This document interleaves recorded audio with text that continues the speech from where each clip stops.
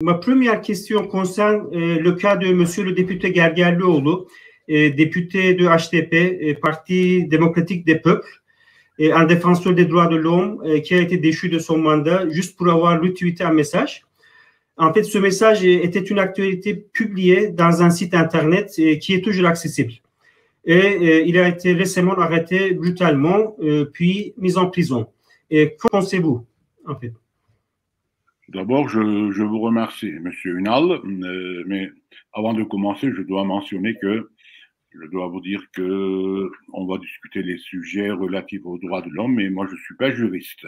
Je suis professeur de sciences économiques, mais qui s'intéresse d'une manière inévitable au problème actuel de la Turquie. Donc il faut. Oui, en fait, de votre point de vue, en fait, oui. Qui nous suivent, que je suis pas un académique en droit. Je suis économiste. Concernant Monsieur Ömer Faruk Gergerlioğlu, le ex-député de HDP, c'est un homme très intéressant, dans le sens suivant. Tout d'abord, je le connais personnellement. Je ne suis pas un ami très intime à moi, mais je le connais personnellement. C'est un homme vraiment super, dans le sens que Ömer Faruk Gergerlioğlu, moi je l'appelle de la façon suivante, c'est la conscience humaine en chair et en os. La conscience humaine que l'on voit en chair et en os. C'est la formule des Français qui le disent. Donc, vous vous souvenez du film E.T., le anglais, le film américain extraterrestre, lorsque le E.T. arrive dans le jardin, il y a des problèmes d'électricité dans la maison, et le père qui sort au jardin, et lorsqu'il voit ce gentil E.T., il a peur, le père. Pourquoi il a peur? Parce que c'est la première fois qu'il voit un type une créature de ce type-là. C'est la première. Donc, on peut dire que l'homme, l'être humain, maintenant, c'est pas politiquement correct de dire l'homme, il faut dire probablement l'être humain, a peur de ce qu'il ne connaît pas. L'être humain a peur de ce qu'il ne connaît pas. J'ai dit dans 3 secondes, il y a 30 secondes, que M. Faruk Gergerlioğlu, c'est la conscience humaine en chair et en os. Les hommes, les femmes du Parlement, ou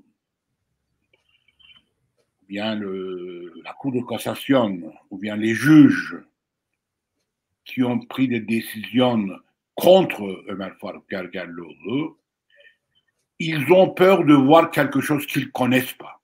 C'est la conscience. C'est la conscience.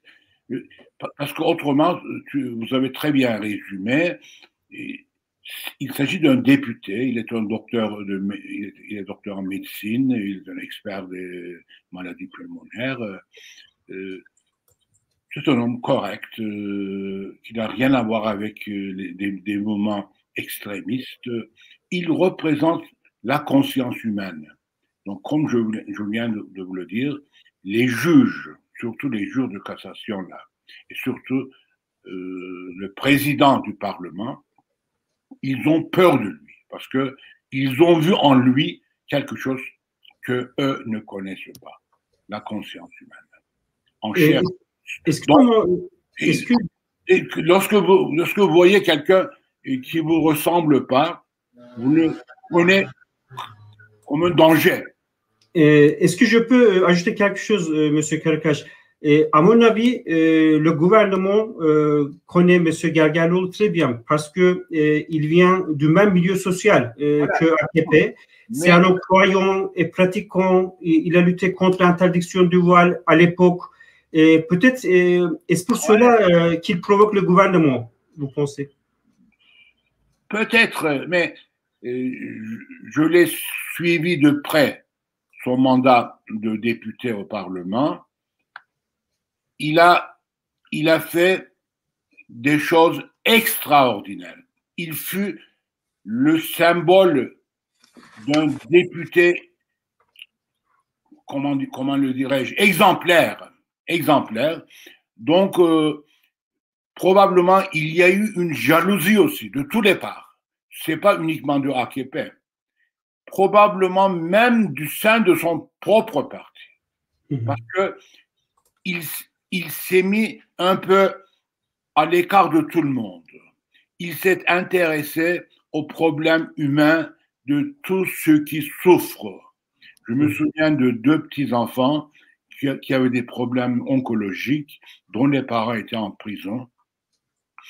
Il a fait presque l'impossible pour pouvoir libérer les mamans de ces deux petits-enfants qui étaient à l'hôpital et que leur mère était en prison. Donc, c'était pas un problème politique, c'était un problème purement humain et il a fait de son mieux pour résoudre ces problèmes-là.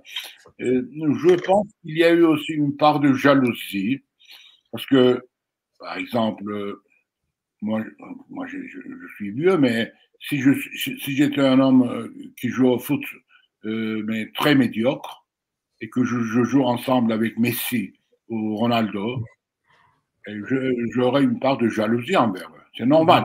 Oui. C'est normal. Donc, c'était la même chose pour ceux qui cohabitent avec lui au Parlement. Et c'était une raison de plus pour les députés de AKP. Raison de plus pour le président, soi-disant président du Parlement turc, parce que c'est un homme qui ne fait que ce qu'on lui dicte par le palais. Oui. Je l'appelle le palais, l'office présidentiel, on l'appelle le palais maintenant parce qu'il se prend pour un empereur, il se prend pour un sultan. D'ailleurs, même dans la presse française, on parle de lui comme sultan. Donc, c'est vraiment dommage. Probablement, non, dans les conditions normales, il doit être libéré dans une année. Parce qu'il a été condamné pour 2 ans et quelque chose, 2 ans et 6 mois. Normalement, au cours d'une année, il doit être libéré sous condition de quelque chose. Je ne sais pas, probablement de ne pas quitter le pays. Mais je suis sûr et certain qu'ils vont trouver d'autres prétextes, qu'ils vont ouvrir d'autres dossiers contre lui pour ne pas le laisser sortir. Parce que c'est la même chose pour Selahattin Demirtas. C'est la même chose pour Selahattin Demirtas, parce que Selahattin Demirtas aussi, le président du HDP, du parti pro-kurde du Parlement, il a fait son boulot d'une manière excellente. Donc, lorsque ces gens-là font leur boulot d'une manière excellente, c'est une jalousie qui jaillit du fond des cœurs de ceux qui dirigent le AKP, et ils le prennent comme des ennemis, parce que c'est un danger pour leur existence. Avec Selahattin Demirtas, le vote de HDP est monté au-delà de 13% pour la première fois. Donc, ces 2 messieurs-là, Ömer Faruk Gergerlioğlu et Selahattin Demirtas, ce sont des exemples de gens qui représentent un peu la conscience publique, je dirais. Ils ont fait réveiller la conscience. Donc, pour le AKP, ce n'est pas une bonne nouvelle. C'est tout ce que je peux dire à propos de Ömer Faruk Gergerlioğlu. Merci beaucoup. J'espère qu'il soit libéré à la fin de l'année. Oui. Le motif, c'est incroyable. C'est ridicule, oui. Oui, c'est ridicule. Voilà. La nouvelle en question, elle est toujours sur le site internet de ce journal. Il n'a fait que retweeter une nouvelle qui est là. Et un député a perdu son poste, il est en prison, uniquement pour avoir retweeté une nouvelle qui est toujours, même si vous l'ouvrez, vous pouvez le montrer à ceux qui nous suivent. D'accord? Oui, c'est ridicule. C'est ridicule.